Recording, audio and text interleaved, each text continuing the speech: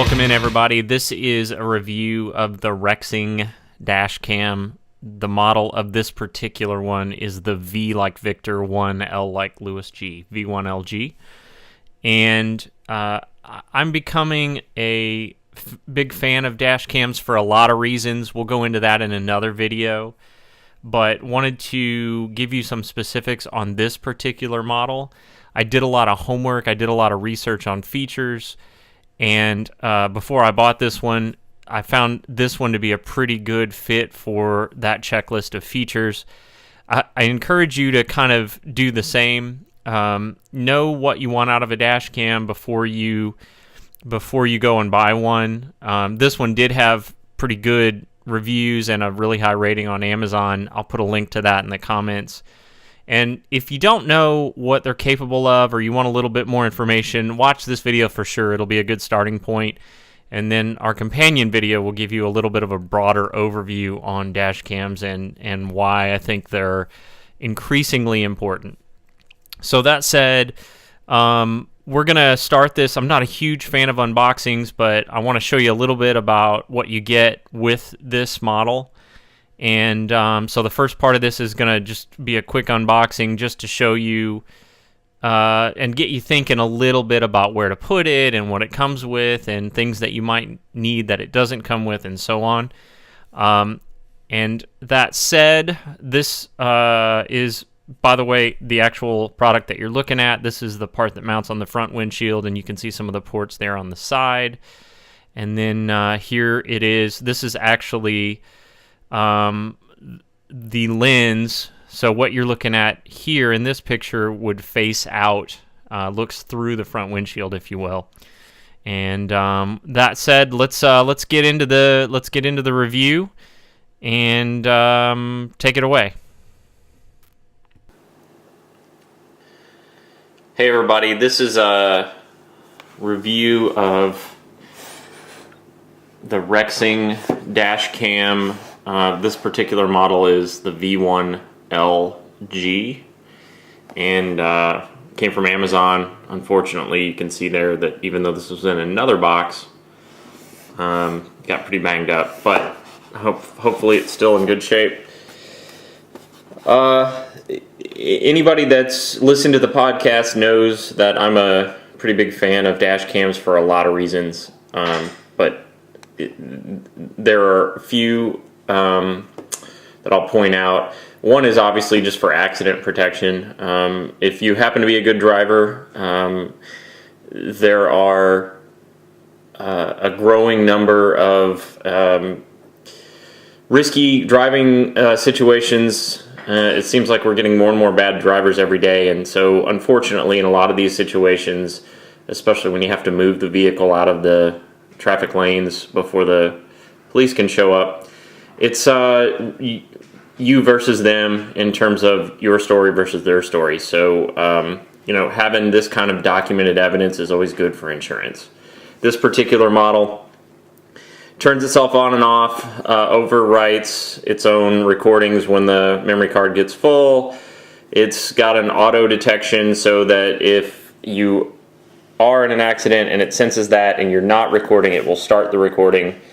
And it's got an on-screen display, which is it's a pretty big deal. You want to be able to see what the camera is seeing, especially when you set the thing up. It uses a TF card, it's got a built-in microphone, timestamp, and this particular model reports GPS location, which isn't on this box, but that was something that I personally was interested in, and we'll get into why in just a minute. Alright, so as we open this thing up,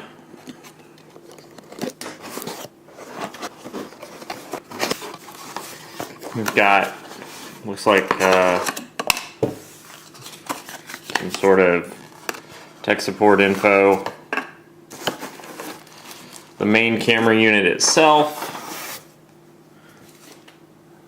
It's a pretty good foam packaging, which hopefully will help with that shock. Alright, and then we've got a bunch of cables. Let's see here. USB-C I can get this in the shot on both ends.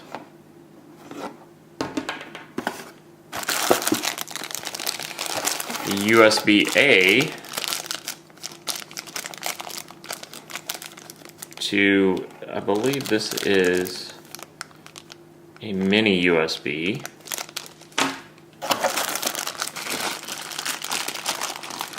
And cigarette plug to a pen type power. And I was actually wrong on this first one. It's not a USB-C, it's a micro USB. So just happen to look at that again up a little bit closer and catch it. All right, and then we've got some different mounts here. Oh, this is actually the rear camera. So this is this particular model is a front and rear camera, and the rear camera does have its own cable. It's a wired camera. Now, you may not need that. There's a couple reasons why I like it, and I am personally going to use it for viewing my person while I'm driving. And why would I want that? Well, in the event of a traffic stop, if you point that camera correctly, you've got documentation in the form of video recording of everything that was said during that stop. Now, it's marketed as a rear window camera or a camera that records from the behind view of your vehicle, and that's equally as important. I'm not as worried about that, because if I get rear-ended, it's going to be less of a difficult case to prove that I was not at fault. So to me, it's more valuable to have the documentation. And I'm a podcaster, and so obviously I'm going to use it for in-car recording. So there's that. Now we've got these are cable mounts, so they have adhesive on one side, and then they're clips that attach to your cable. This is some sort of a tool, probably to remove the device off the window.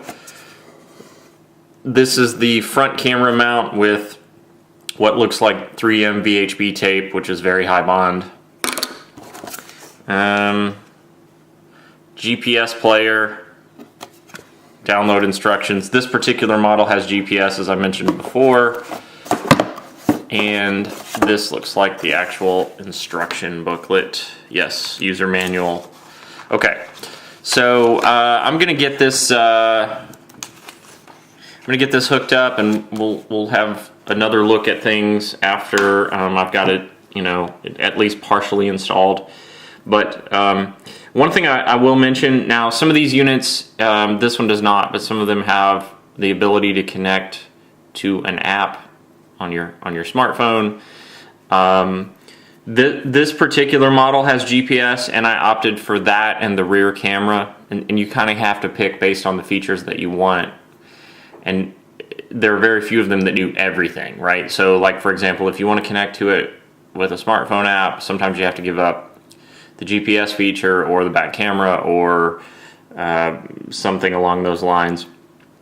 I don't care so much about the phone connectivity, because it's got an on-screen viewer, and I'm not downloading videos to my phone. I want them on that film card, and I will put that card in. I'm a photographer and a video editor, so I'm going to take that card and natively deal with it.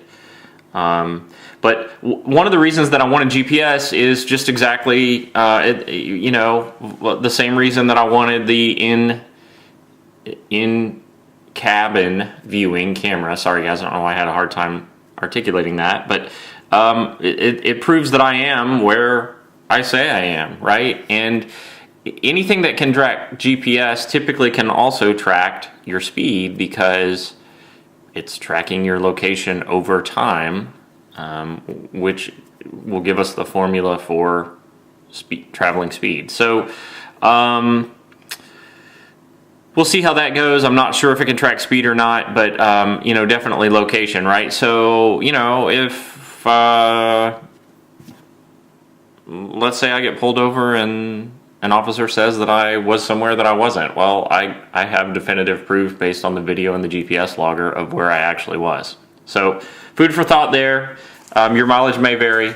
Let's come back in a few minutes and I'll give you an update.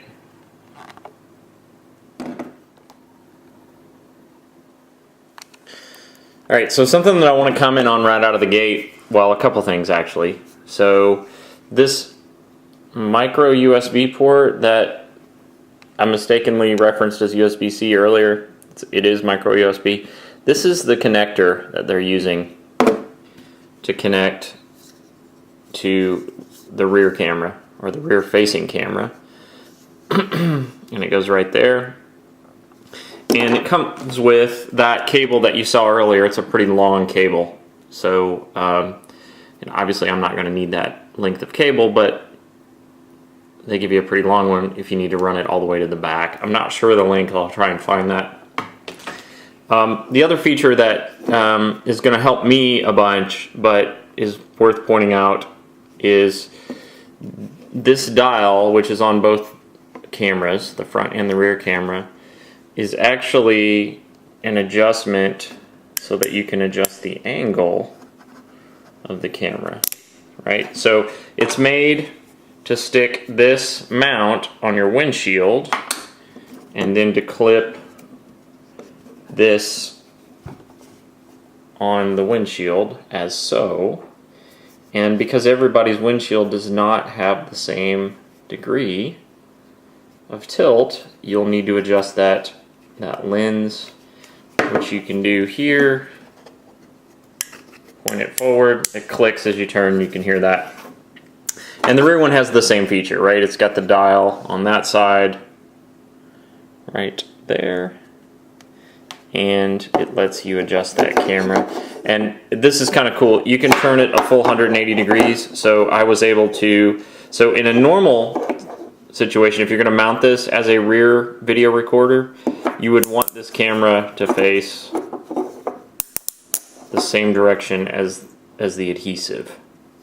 But in my case, because I'm going to be using it to record in the cabin, it will let me flip it all the way forward and mount it on that same front window or windshield, should I choose to do so. So that's pretty cool.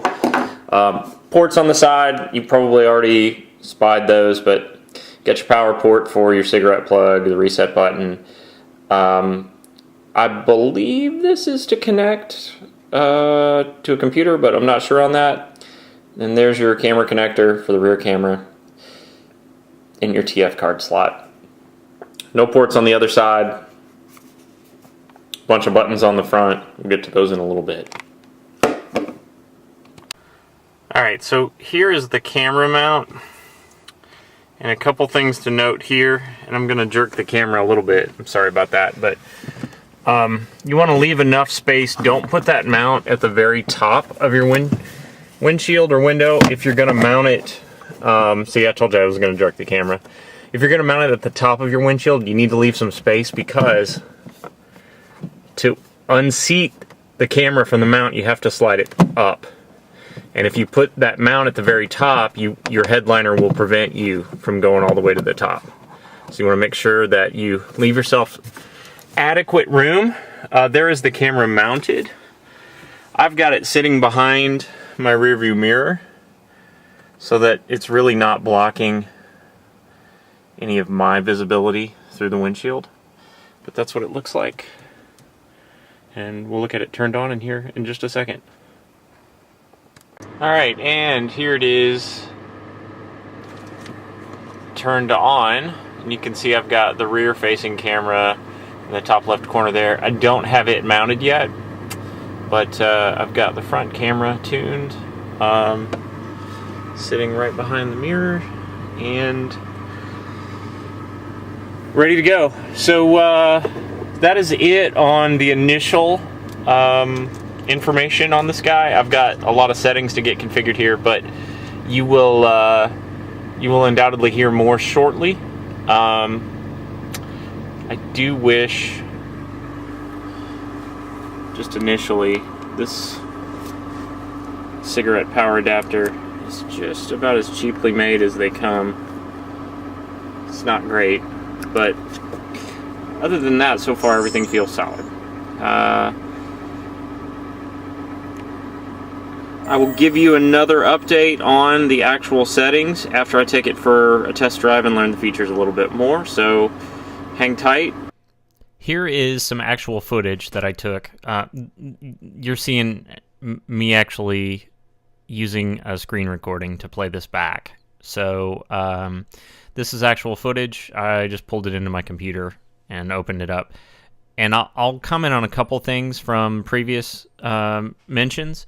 The first is that I went ahead and bought the direct-to-wire kit for power and didn't want to use that cigarette plug, so wired it directly to my fuse box. If you're not experienced with automotive electrical, that isn't something I would suggest, but if you know your way around, it's definitely a good option, and it keeps your cigarette plug free for other use, like a phone.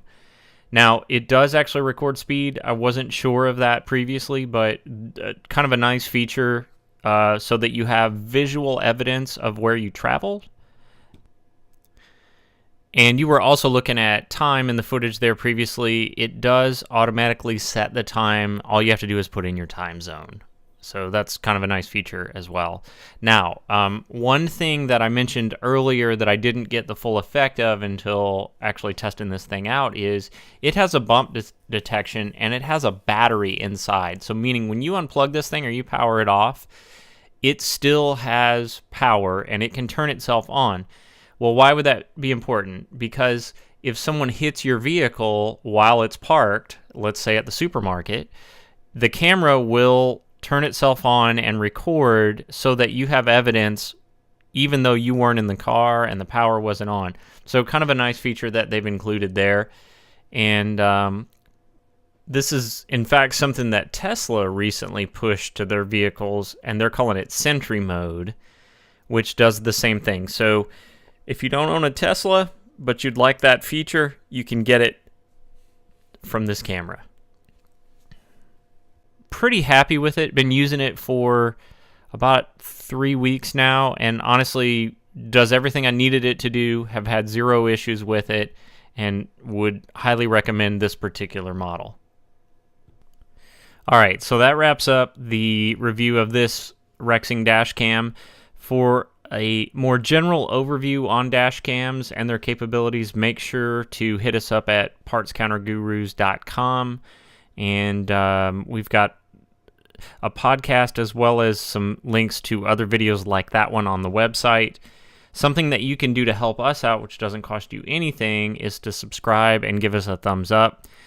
Many of you don't know this, but Google actually restricts us from doing certain things until we have a certain number of subscribers. So if this was at all helpful to you, please consider giving us a thumbs up and subscribing, and tell a friend. Check out the podcast. We have a video version as well as an audio version. And again, you can find all of that information at partscountergurus.com. Thanks, everybody.